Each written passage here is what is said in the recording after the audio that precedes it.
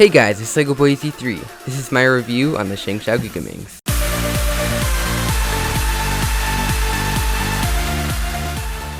So you can get this cube on the cubicle.us for $40. It's the only place I found with this cube with reasonable shipping, and $40 is actually a pretty reasonable price. So if you haven't seen a Gigaminx before, it's very similar to the Megaminx.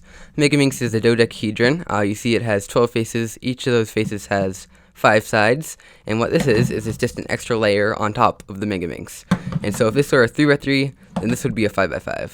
As for the size, you can see here compared to our Megaminx, it's actually quite big, and if you want to compare it to a 3x3, it's also pretty big. See, these are about the same size, but the Gigaminx is just huge compared to both of them. And it's also quite heavy too. Like, for a puzzle this big, you may not expect it to be this heavy when you're picking it up, but it's actually not that bad. The shades on it are just the basic Shengshou shades with a couple of extra colors for the non-standard colors. And yeah, they're just fine. They're good quality stickers. None of them have chipped, even with quite a few solves on it. And it did come with an extra set right here. The solve of this cube is pretty fun, and it's also pretty difficult. Basically, what you have to do is you have to reduce the pieces into a Megaminx. And so you get a whole center, and you pair up all the edges, and you just solve it like a Megaminx. There is a little bit of a more advanced way to do it, and currently I can do it in around 20 to 30 minutes. The turning of this puzzle is really good. You see, it's very smooth, and it just turns very well in general. It is lubed a little bit, just like most other higher order Shengshou puzzles, and it turns very similarly to those two. And even though it's not quite the fastest cube out there, I mean, it is pretty slow. It doesn't lock up a whole ton. You see I'm locking up a little bit on the turns, but it is overall very stable. It doesn't lock up a lot, and it doesn't really catch really that much. Compared to the standard Gigaminx that was around like years ago, this is a lot better. And really, you're not going to be speed solving Gigaminx for the most part, so the slow kind of feel is fine. And also, it never pops, so you don't have to worry about that. The corner cutting on this cube is much like, again, most larger Shengshou puzzles. You see it kind of locks up when you try and do a large amount, but any small amount, when you're just kind of casually turning it around, it's fine.